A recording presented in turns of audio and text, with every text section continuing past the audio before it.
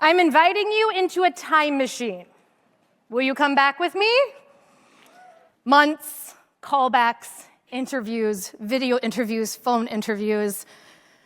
I got an 8 a.m. Saturday morning wake-up call. Stacie, congratulations, you've made it. You're one of the original 6 Dove Campaign for Real Beauty models. I used to think purpose was this big lightning bulb moment, right? Just the big promotion, the big Times Square party, getting to dance with Ellen. Those are the purposeful moments. But what I didn't realize is it was actually happening every step of the way. Because what we got to do, yes, we got to go on some cool shows, we got to have some fun stories. We also met tons, thousands, tens and hundreds of thousands of women who shared their story. I later celebrated with a woman who put a bathing suit on for the first time in 26 years because she saw herself represented in that image. Things were starting to change. The conversation was shifting, but it wasn't in the big moments. It was in the small wins along the way. I was going too fast at the time to really see it then, but now I come back, and every time somebody asks me one of my favorite memories, it's a story of a woman I met. It's a story who had a purposeful shift inside of her because of this picture, because of this campaign. Imagine a win that felt small, but right in this moment maybe doesn't feel quite as small, that you've had in the last 30 days. A moment you created purpose for somebody else. That's evidence. It's evidence of the purpose you create, and you can continue to do so and collect that evidence so you can see your purpose down the road. You know, Stace, I love that advice because like you said, it's not always about the big promotion.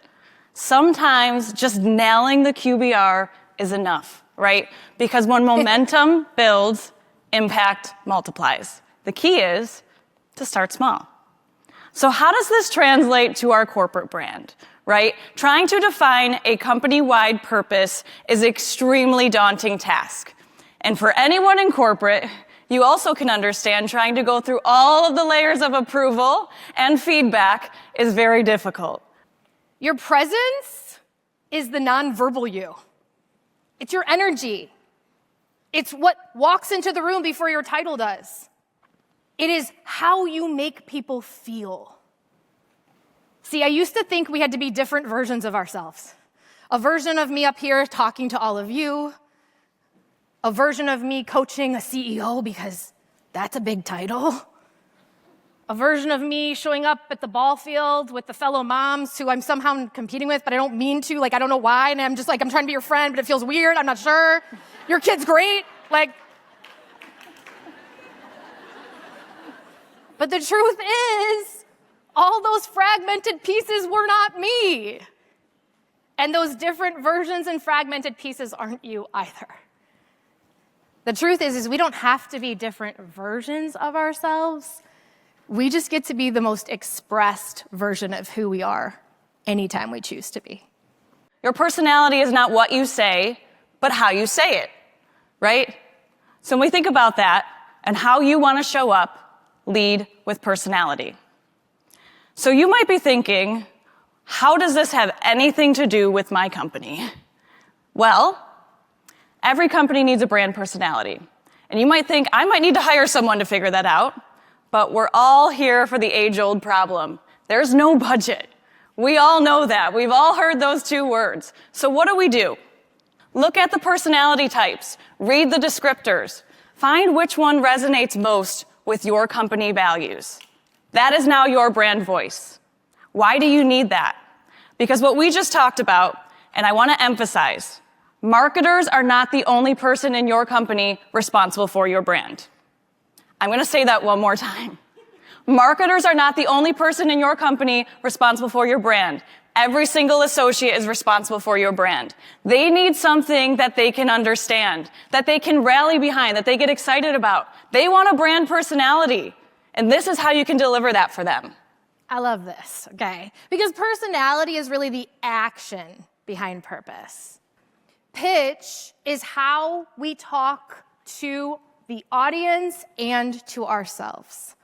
This couldn't be more vital. Think about it this way. If my energy spoke bold, if Stacy's energy spoke big, but we had come up here and inside we're thinking small, feeling small, talking to ourselves small, referring to all the other amazing speakers and panelists we saw today, thinking, how are we going to do this? How can we hold a candle to them? It would have fallen flat. You would have felt it. It wouldn't have worked. The internal script has to match the external presence. It has to have the pitch, both here and externally. So, good news is, you're not alone, because it's 2025 and we are in the wonderful world of AI. AI is your new marketing intern. And I do not mean it's here to replace your associates, right? It is here to upskill them, to give them speed, agility, creative ideas. Marketing is one of the lowest hanging fruits to adopt AI internally. But I want to take you back well before the time of AI to one of the most well-known brands in the world, Nike. We all recognize their tagline, those 3 words. If I were to ask you, which of those 3 words is the most important, what would you say? Shout it out. Thank you. Every time I ask that question, the first answer I get is do, because it's the action word. Without action, we lose accountability. Sometimes I get it, because it represents the goal, whatever it is that we're trying to achieve. But if we look back to Nike's purpose, which is to bring innovation and inspiration to anybody who wants to be an athlete. And every body is an athlete. You find that the true power lies in the word just. It creates a sense of urgency, a sense of no excuses. And if you really want to do it, you just have to believe in yourself. Your story should always drive back to your purpose.